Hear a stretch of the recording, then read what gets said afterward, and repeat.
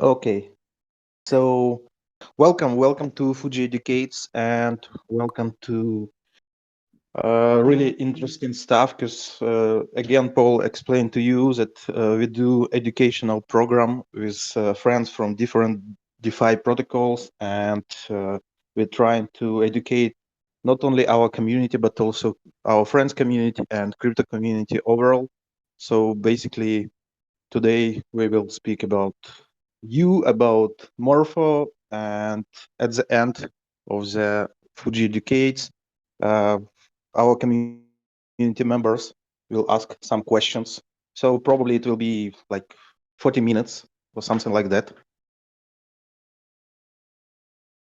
Okay, great. Thank you for having me, and I'm excited to start this. Okay, so Daigara, Bayan, and Mark, like you know everyone, so probably we should start. So Yeah, Paul, yeah, yeah, yeah. Just say. wanted to say thank you to Paul for accepting the invitation, and yeah, welcome to everyone who's listening today. Hope we're going to learn more about Morpho to get some alpha maybe. So yeah, thank you Paul for joining. Great. We'll see for the alpha. Okay, great. So maybe Paul, you can tell us about yourself and your experience in crypto overall and decentralized finance, particularly. Like, what are you doing in Morpho Labs as a co-founder and CEO, something like that? Yeah, sure. So I'm Paul. I'm 22. I have been into crypto and blockchain for 6 or 7 years now. Mostly focused on decentralized algorithms and consensus algorithms at first. So I was mostly interested in like how Bitcoin and technologies even before Bitcoin worked, and then Ethereum. And then when I came across Ethereum, I got interested into the application layer and obviously DeFi. And and yeah, I was specifically interested in like how do we make protocols, but also how do we refine those primitives to make them more efficient and more, relevant. And this is how, by looking at different lending protocols such as a Compound or Aave, I came to better understand how they were working and also how I could potentially improve them. And this is how we started Morpho. So basically a protocol optimizing Aave and Compound, and just, before diving into the protocol, so I co-founded Morpho Labs and CEO there. So I run all kind of things. And yeah, and started this journey a bit more than like a year and a half ago. And yeah, now the protocol has been live for 9 months now. It's working pretty well. We have quite good volume, and yeah, this is where we are at the moment. Okay, thank you very much. And maybe you can like do some LE5, like explain like on 5, what is Morpho and how it works, how you use Aave and Compound as base layers, just like simple words to our audience to understand how it works. Yeah, sure. So Morpho is a lending protocol. So you use Morpho to lend and borrow crypto assets exactly the same way you would do on Aave or on Compound. It's literally the same thing from a user perspective. The difference, though, is that it's built on top of Compound, on top of Aave. And so what that means basically is that uh, Morpho is going to optimize the Aave protocol, so or the Compound protocol. So there is one Morpho for each lending pool. So you have Morpho Aave for Aave, Morpho Compound for Compound, and they're going to optimize the underlying lending pool. So I give you an example of what it's going to optimize is the interest rates. So if you look at Aave, you have a huge interest rate spread between the lending and the borrowing side. It's like 1% to lend and 3% to borrow. So the idea is that Morpho is going to meets in the middle, right?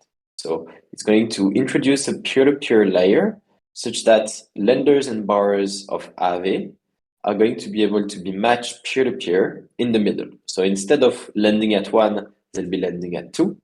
Instead of borrowing at 3, they'll be borrowing at 2. And so this is how basically, while replicating the same risk parameters, the same liquidity, Morpho is able to improve the interest rates between the lending and the borrowing APY. Now we can dive into the how it's done technically and why there is such a spread on Aave, but maybe I want to check if you had other questions first. Actually, we can proceed with this stuff. I mean, like how it works technically, because it's really interesting how you can improve interest rates compared to base layers and Aave and compound, and obviously, like interesting questions for who is Morpho protocol is intended. I mean, like it should be like whales or ordinary users also can use it. So maybe we can proceed for this level of explanation. Yeah. Yeah, sure. Sure. So maybe first on a very quick explanation on why there is such a spread and how we optimize it. So the idea is that Aave is a lending pool, so a pool with a lot of liquidity.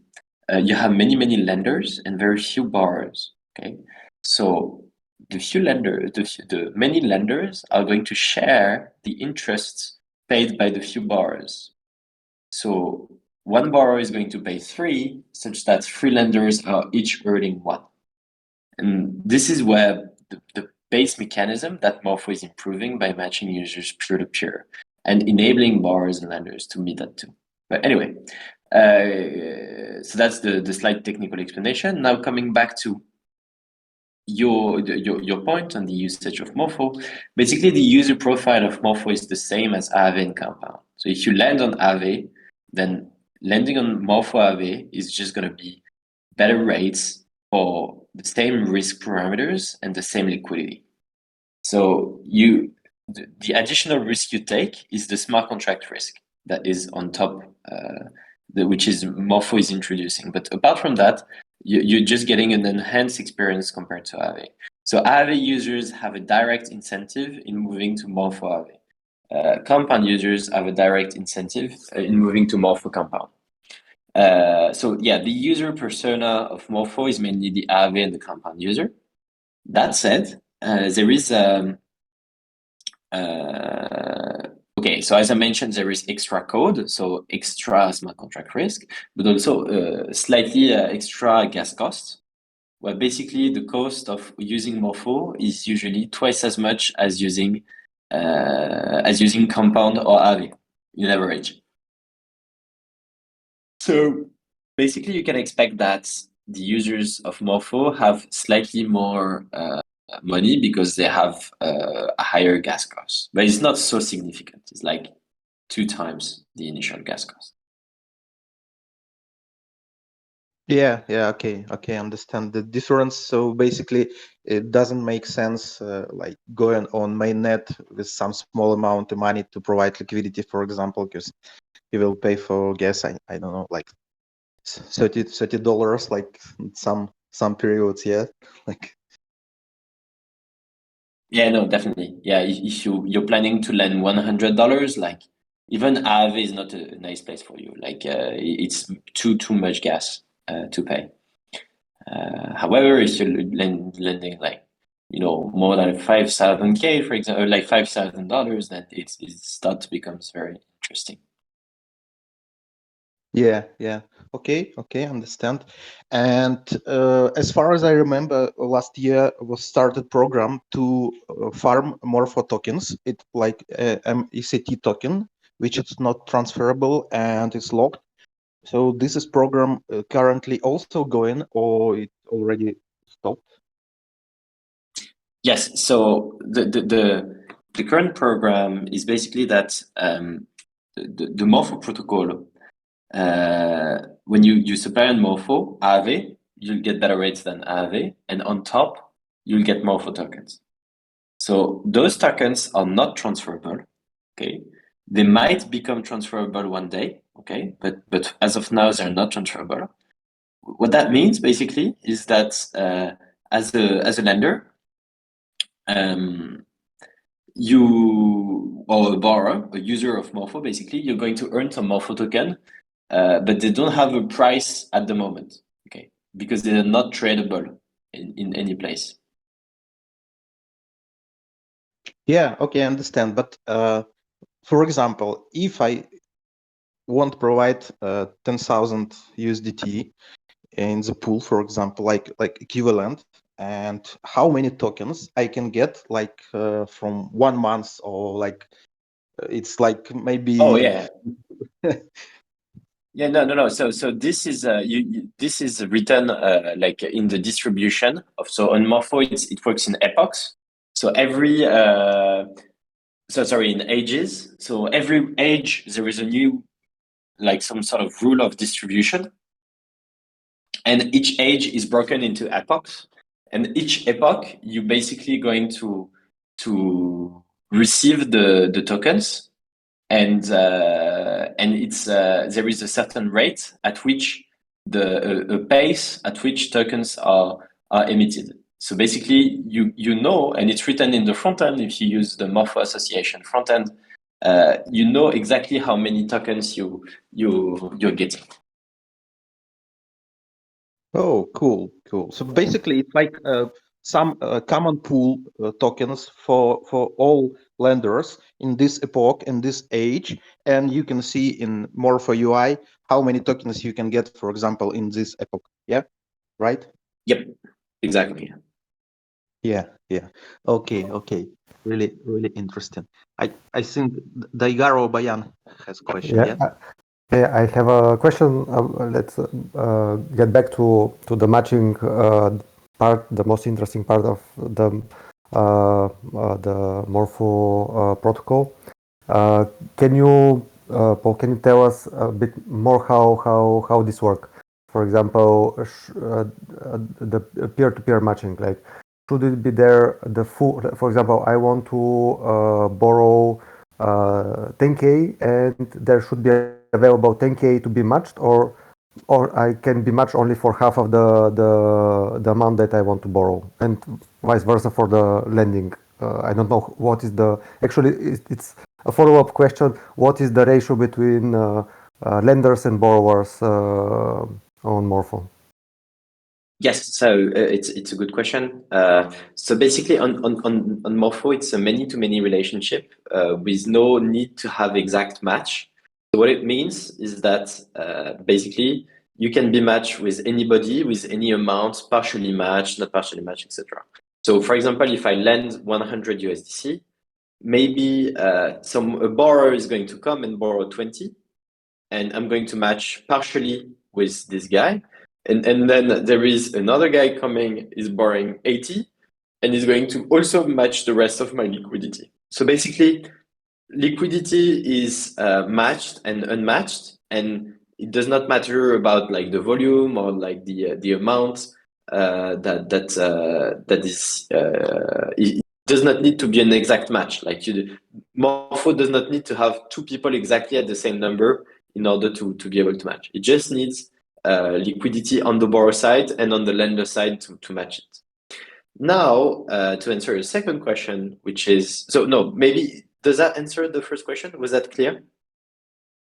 Yeah, I think, yeah, it's clear. Okay, I had a different perspective about Morpho, so yeah, thanks for clarifying this, because sometimes we are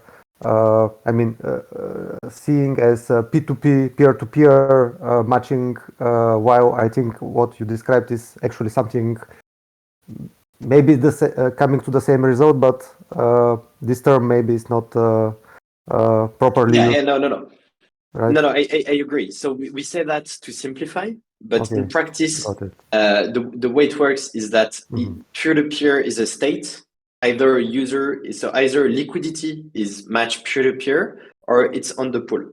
So basically, when you look at Morpho's code, you have two balances. You have the money that you have that is on the pool, so it's your on pool balance, and you have the in peer to peer balance, where basically you have the amount that are matched peer to peer. But there is no direct relationship between two users in the code, right? It's just liquidity being in a state of being matched and earning better yield. Gotcha. Okay, great. And now coming to the second question, I think so you were asking about like the matching ratio, well, basically how many lenders versus borrowers we have on Morpho. Well, it depends. It depends. Like for example, on ETH, there are more borrowers than lenders, but on other markets, we usually, especially on stablecoins, there are usually much more lenders than borrowers. And what that means is that basically any borrower is able to instantly access the peer-to-peer APY and to decrease the cost of borrowing by 1%, 1.5%.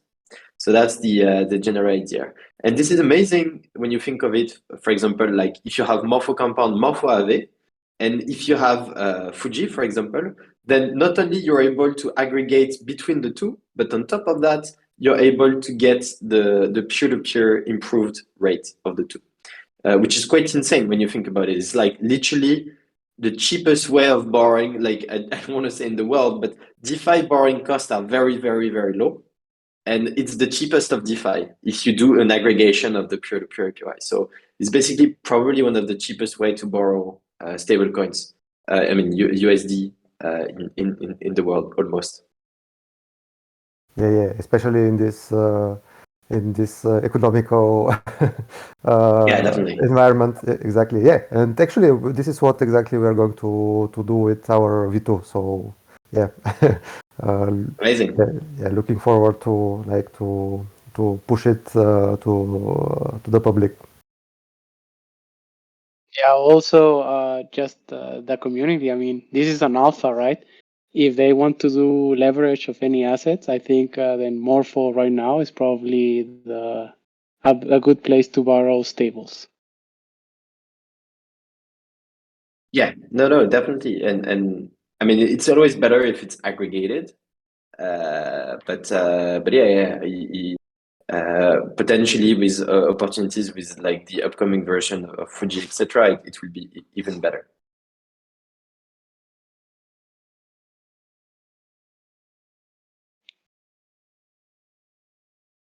Okay, Dagara, you have another question, or Mark? Yeah, can I mentioned it in the AMA chat, but I'll sort of jump in and just ask it since we're kind of on the discussion. So with these peer-to-peer markets that are sort of built on top of Aave and Compound, how are the actual rates like determined? Because it sounds like they're not like matched directly. It sounds like it's basically done automatically. So I'm kind of curious in terms of like the mechanism with how you all determine what like the going rate is for either like lending it out or borrowing it, and how you sort of architected that. Yeah, sure. So basically the peer-to-peer API in Morpho is very naive. Okay, it's so in the first version at least, it was basically the middle. So it's programmatically enforced that it's the middle at any point in time. It's the middle of the Aave and the compound rate, basically. And so yeah, that's the current status, I would say. And no, so sorry, the previous status. And then there was MIP 7, so Morpho Improvement Proposal 7, that proposed to update the peer-to-peer APY to be not in the middle, but at a more relevant, I would say, place, depending on market conditions. So for example, if you have many lenders and few borrowers, you're probably going to incentivize borrowers by decreasing even further the peer-to-peer APY, which is even more exciting because you're in a situation where you don't have the borrowers, so you're just going to have a market-driven decision to actually put the peer-to-peer API even lower, such that you finally end up having some bars. I don't know if that answers the question, by the way. No, I think that definitely does.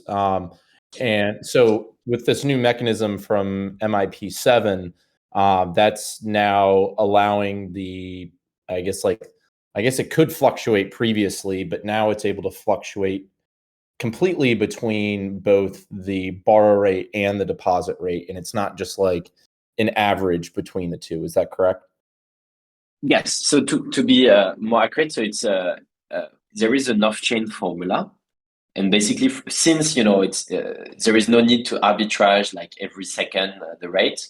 Every now and then, I think it's every month, there is a proposal to, according to this formula, to update the rate and according to the formula. And so it's basically moving from time to time according to a community, the formula decided by the community in MIP7. Basically, but it's not like automatic at any moment in time. We thought of doing that at some point, but it was too gas costly for not such a huge improvement. And because we don't need it all the time, we just need it from time to time. Plus, the action is absolutely non-critical. It's just a matter of moving the peer-to-peer API. We thought that doing it like more in a more manual way is much appropriate. Got it. That makes sense. I'd be curious to see how that, I guess, perspective evolves with like on-chain oracles or like on-chain oracle data. Oh yeah. Or moving on to like L2s and things like that. Oh yeah, no, definitely. I think that's an exciting route. I agree.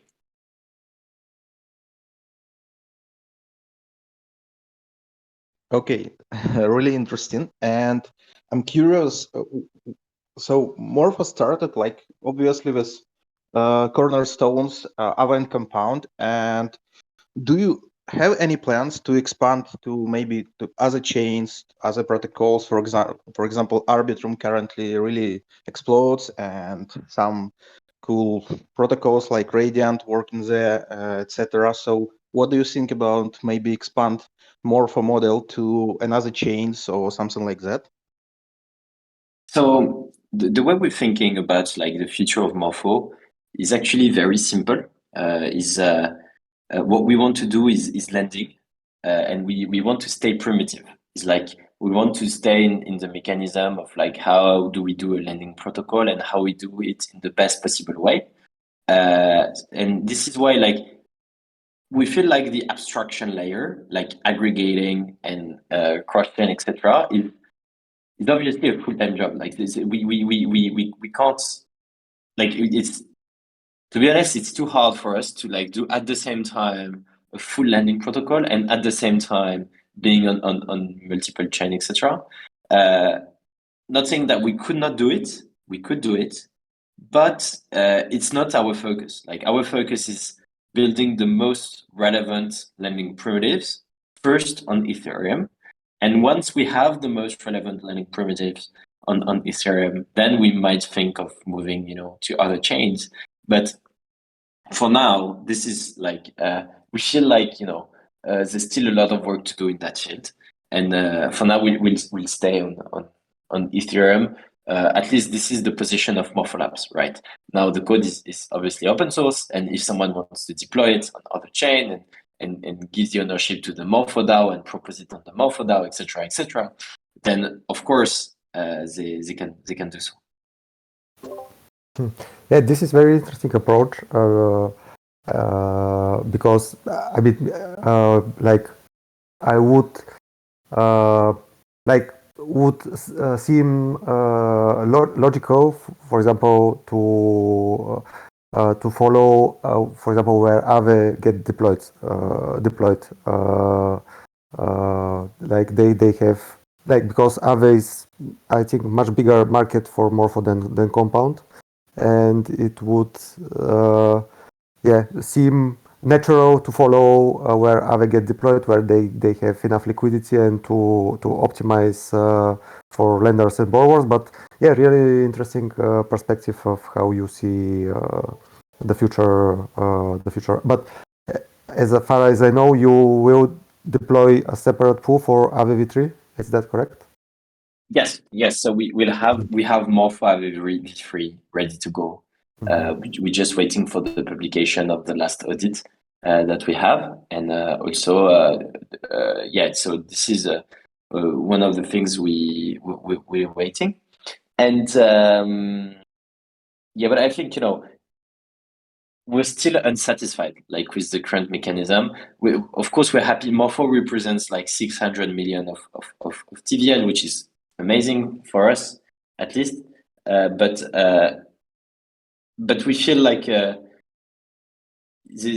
mechanism is still imperfect, whether it's Morpho, whether it's AVE, compound, etc. And we really want to focus on finding the best first before thinking about, because it has a cost to deploy on multiple chain. Like AVE has a cost of like deploying on Polygon, on Avalanche, on Optimism, Arbitrum, Metis, etc. So yeah, this is why we decided to go that way. But again, like, this is the position of Morpho Labs. Like, if someone is happy to deploy Morpho on the Arbitrum, for example, protocol, like, of course they can. Now they have to be a team that is skilled enough to be able to deploy it and manage it, but it's doable. You mean like a simple fork on Arbitrum, for example, yeah? Yeah, I mean, the code is open source, so people can fork it, but they can also propose to the DAO to do it. Like, it's either they want to do their own fork, etc. Like, in theory, like, this is possible. I don't necessarily recommend that, because I think it's much easier to go through the DAO. But yeah, like in theory, this is possible. Yeah, okay, great explanation. So basically, my next question regarding DAO, how it organized in Morpho, you have decentralized autonomous organization, and how it all works, and maybe do you have some new community program, or like what's the state of DAO like in general? Yeah, so it's a good question. So Morpho started as a centralized protocol, obviously. So initially I was alone. Then I regrouped labs, Morpho Labs. And then we built the Morpho Association to have more contributors to the protocol. We deployed the protocol, and then we started distributing ownership to the community, such that all the community can have access to the ownership of the protocol. And this is how we're thinking about it. It's like, we want people to be able to use the protocol, get a share of the ownership of the protocol. And so right now, people have access to the Morpho tokens, but now the tokens are not transferable, so you can't trade them. And the reason behind this is because we want to limit as much as possible speculation, and we want the fairest possible launch. And in order for a fair launch to happen, you have to decentralize the decision of making the token transferable decentralized. So basically, what we want to avoid is like an asymmetry of information, where we have more information than others, and we launch a token at a certain price, at certain market conditions, etc. And we have some sort of advantage over the community. And we want first to give ownership to the users, to be able to collectively decide on the token launch. That makes the most sense. Okay, so currently, obvious way for users to collect non-transferable Morpho tokens, it's like due to participation in the Morpho operations. I mean, like, provide liquidity and earn some tokens, right? As we discussed. Yes. Yeah. Mm-hmm. Okay.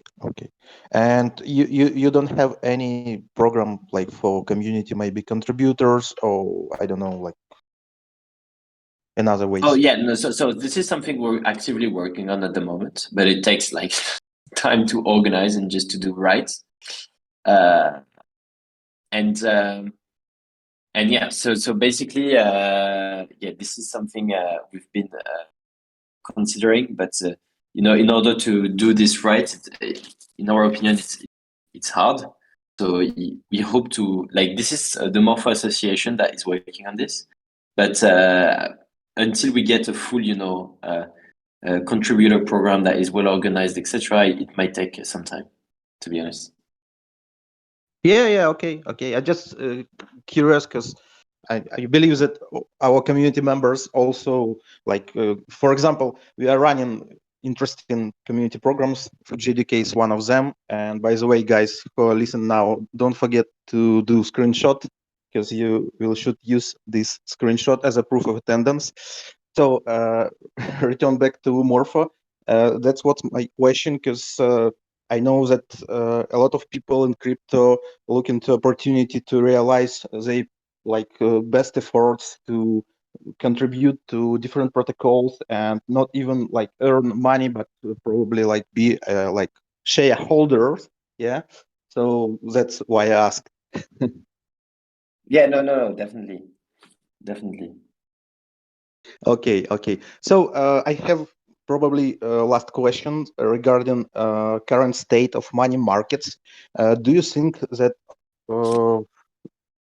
currently in decentralized finance we have all possible variations of money markets, or maybe it's some room for innovation? Because I know that some guys are working like for products without oracles and to use utilization rate to price discovery, etc. So what's your opinion about current situation on money markets and this decentralized finance? Yes, so to be frank, like in the last year and 2 years ago, rates in DeFi were insane, like mostly due to token farming, but the rates were crazy, like for an Aave, compound, etc. And with traditional finance, raising up interest, and with tech being not in as good position as it used to be, it looks like the sort of tendency has exchanged a little bit, where the interest for lending have become much lower in DeFi, and the interest for lending in traditional finance, for example, treasury bonds have gone up like crazy. And so it's an interesting position, because what you see here is that on top of this, there is a huge so this is for the lending side, by the way. But on the borrowing side, this is the opposite. It's like before, borrowing in DeFi was actually not such a good deal, and now it has become a very, very good deal compared to traditional finance, by the way. Yeah, and I think like it's hard to be honest, it's hard to fight the yield of traditional finance with all the technical and legal constraints of DeFi, especially when it comes to onboarding like real world credit on chain or real world like securities, for example. But I think like DeFi as a whole is building everything that we need. Like there's a ton of protocols building everything we need in order to onboard more real world assets, for example. And so we're excited to see those different tooling coming in, such that DeFi can finally play with like the tools of traditional finance and show that with the better infrastructure and the same cards in hands, you can potentially do better things in the end. That's quite it's a good point. Thanks for sharing it. And I'm taking an opportunity from what you last said. What's your vision and what's Morpho vision of the interplay between TradFi and DeFi? Like how you can see they work together, they compete with each other, and what is Morpho's place? Like Morpho's place in this in this picture? Yes, I think both of the worlds will have to transform themselves in order to work together and to be merged into like the new era of finance. Is like obviously traditional finance has to change its infrastructure. Like it's when you've been working in blockchains, like and you look at the existing infrastructure, it's like so obvious that the transaction settlement of a blockchain is so much better.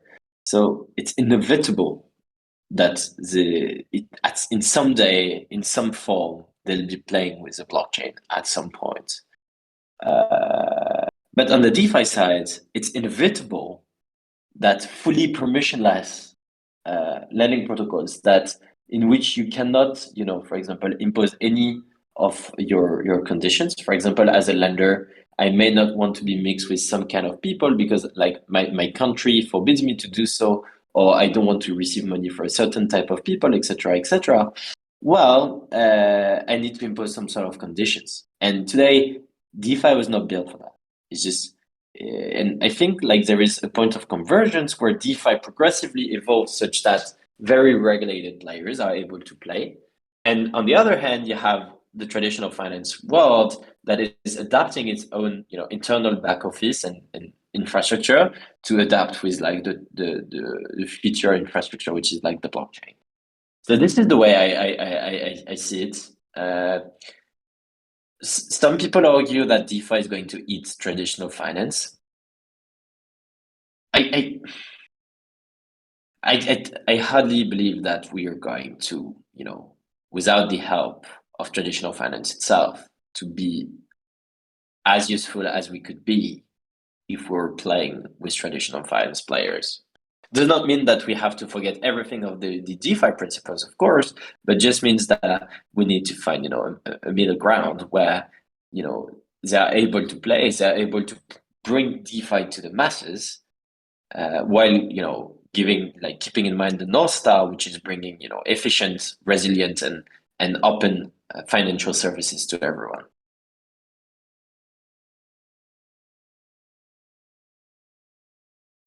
Yeah. Thank you, Gotcha. Agree with this high